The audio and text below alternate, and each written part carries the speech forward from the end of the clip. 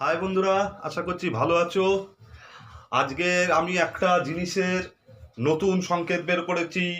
সেটা হচ্ছে, প্রথমে বলছি, সবার শেষে আমার জবাব চাই এই বিষয়ে।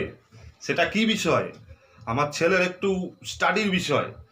আমি নতুন একটা অঙ্ক শিখলাম, সেটা হচ্ছে 100 পেলে সেটাকে বলে 105%। আচ্ছা, 2 নম্বর কথা হচ্ছে, আমার ছেলেটাকে এমন একটা স্কুলে দিয়েছি না, মানে কি বলবো, এত চাপ। লাস্টে রেজাল্ট আনবো, ভালো করে তোমরা জুম করে দেখে নিও, গ্রেটেশন ফেটেশন সব মিলিয়ে দেখে নিও।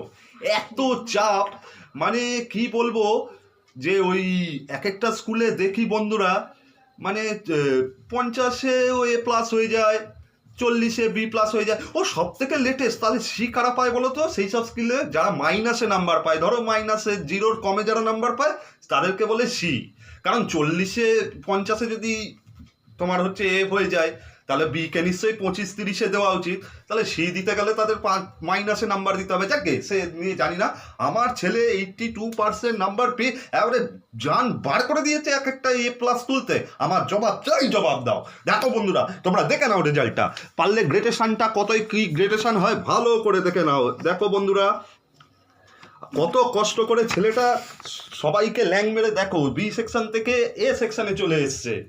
ভালো করে দেখে নাও, আর গ্রেডেশনটা দেখে নাও বন্ধুরা, কত গ্রেডেশন হয় আমার। তাহলে তোমাকে বন্ধুরা স্কুলের অরিজিনাল প্রিন্টটা দিয়ে দিলাম মার্কশিটের। আমার যা রাগ হচ্ছে গ্রেডেশনগুলো দেখে, ছেলেটা এত বি পেয়ে গেছিল, ওর এ কেন, A+ কেন, A++ পাওয়া উচিত ছিল। যাকে আমি মুছে টুচে যা করার এতে করে ফেলবো কোনি। ছাড়ো, আমি আর সহ্য করছি না। গুড বাই বন্ধুরা। সবশেষে বন্ধুরা বলি, আমার ছেলে 3rd হয়েছে, বি থেকে এ সেকশানে এসছে। সবাইকে টপকিয়ে তোমরা গ্রেডেশন দেখে দিও। 82% পুরো অরিজিনাল মার্কশিট দিয়ে দেওয়া হবে, দেখে নিও পুরো। ও বন্ধুরা, ভালো কথা, পুরো ক্লাসের মধ্যে, এর মধ্যে কিন্তু কোনো কারচুপি নেই।